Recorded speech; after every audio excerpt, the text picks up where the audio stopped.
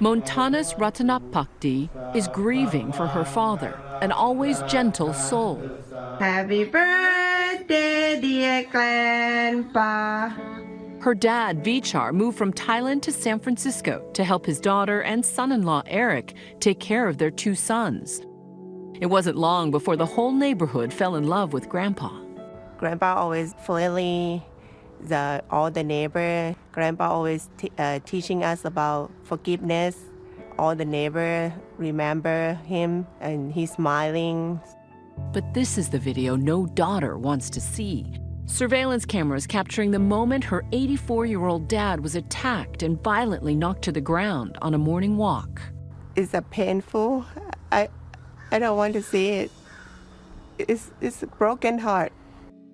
Vichar died 2 days later in the hospital. He never wake up again, bleeding on his brain. What did you say to him when you got to see him in the hospital? Dad, wake up. I want him to stay alive and wake up and come and see me again. But he never wake up again, and I pray for him. The Thai immigrant's death, one of a slew of assaults against elderly Asian Americans in Northern California, drawing the spotlight after celebrities like Daniel Wu and Daniel Dae Kim brought star power and a $25,000 reward. It was a very visceral response. I got very angry because I thought, this is now a year of these kinds of things going on. The videos prompting more than 1,000 people to gather over the weekend in the Bay Area to speak out against anti-Asian violence, calling for racial justice. Police arrested a 19-year-old suspect who pled not guilty to murder and elderly abuse. His lawyer saying his client had no knowledge of Mr. Ratanapakdi's race, since his face was fully covered with a mask and hat, and insists the attack wasn't racially motivated and instead had to do with a break in the mental health of a teenager. Even though no hate crime charges were filed, some in the community blame the tension between Black people and Asian Americans. I think they targeting to the Asian American community. We need the Black community to realize that that Black people are hurting Asians and they need to speak out in their own community. It is not just a Black and Asian issue. It is something in the psyche of this country where somehow it's okay to abuse, physically or verbally abuse Asian Americans. We're being scapegoated. How do you try to distinguish between, crimes of opportunity, crimes of just simple rage versus racism? We can talk about all the nuances, but this is not just one community. It is every community. We have the tech CEO in the Silicon Valley who verbally abused an Asian family in a restaurant. Asian piece of shit.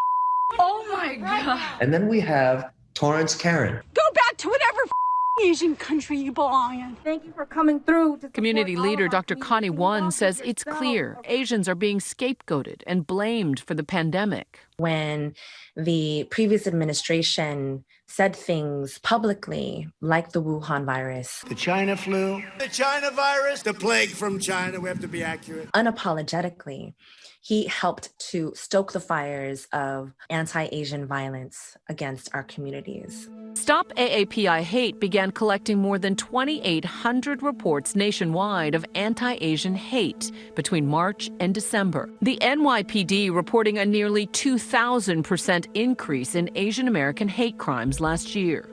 But Dr. Won says these accounts are merely the tip of the iceberg. Our communities are not reporting these incidences. We don't want to cause more trouble, more attention to our communities.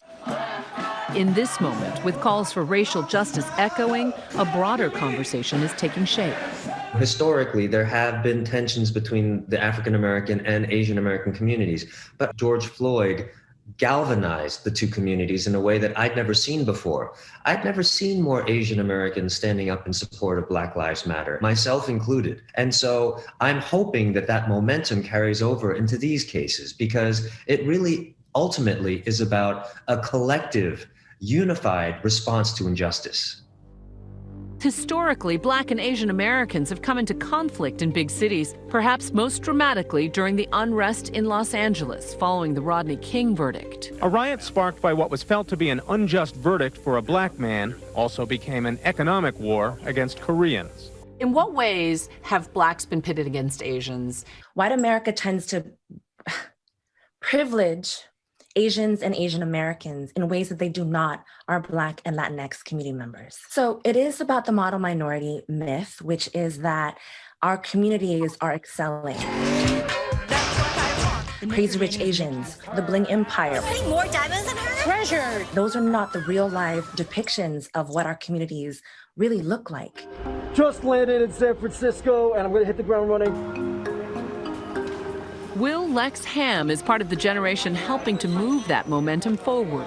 We're sick and tired of being invisible and ignored in our country. The pain of the Asian community has been muted for decades. The actor flew from his home in New York to the Bay Area to spend the weekend in San Francisco's historic Chinatown, handing out self-defense whistles. Thank you. Yeah, okay. And passing out pamphlets in Chinese, informing people how to report hate crimes in their communities. Ham also met with local leaders on the ground. You don't fight racism with racism. Yes. You fight racism with solidarity. And quickly realized he has a lot to learn. This is the Oakland anti-Asian racism and violence rally. We're joined by our Black brothers and sisters. Now, this is a call to action to everybody else who believes. Asian American history is American history that needs to be taught. And so when it came to the Bay Area, I first learned about all these incredible Asian Americans who've been doing the work for decades. And they're utilizing their relationships with, Black community leaders, and a lot of the solidarity work that has been happening here to condemn the violence, to condemn the anti-Asian hate crimes. Activists are also looking towards lawmakers like New York Congresswoman Grace Meng. Last year, she passed a House resolution condemning anti-Asian hate speech. I started to get voicemails. I'm calling about the Karate Kid virus. Hey, you look like a Chinese virus, you fat slob. There was just so much hate.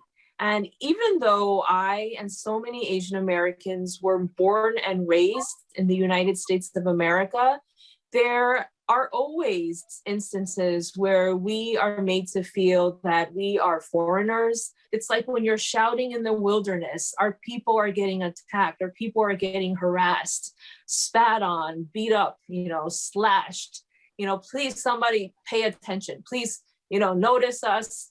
Give me confirmation that, I am American too. And I just haven't been able to feel that in a long time.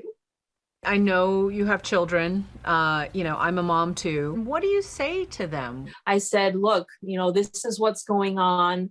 There are people in this country who will take a look at you and without knowing anything about you, may call you something that is derogatory, may even try to cause harm to you. It strikes me that this is the Asian equivalent of the talk that African-American parents often have to have with their children. I've had, very sort of superficial talks about, understanding people's different racial background. It was really one of the first time that I, as a mom of two young boys, started to be scared for their life and what might happen to them in public. That fear is something Montanas and Eric say their young sons, who already lost their grandfather so tragically, have had to deal with firsthand. I've been outside with the kid, and then I've been attacked verbally. They're yelling, and then you are sick, you are wireless patient. How did your kids react to that? We know it's a violence. We just walk away. But that pain pales in comparison to her father's murder. We want him to be the spark that starts the healing and the recognition of what's going on. I miss him a lot every day. He's a caring person.